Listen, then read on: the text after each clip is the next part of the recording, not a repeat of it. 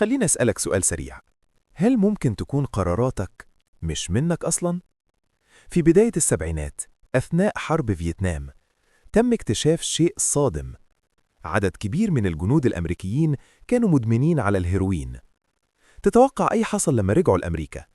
كملوا الإدمان ولا وقفوا؟ المفاجأة؟ معظمهم توقف. ببساطة لأن البيئة اتغيرت.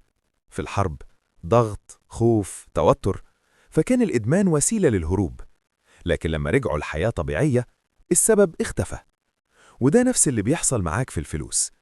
بتشتري حاجات مش محتاجها، مش لأنك متهور، لكن لأنك في بيئة بتضغط عليك. إعلانات، سوشيال ميديا، مقارنة بالناس.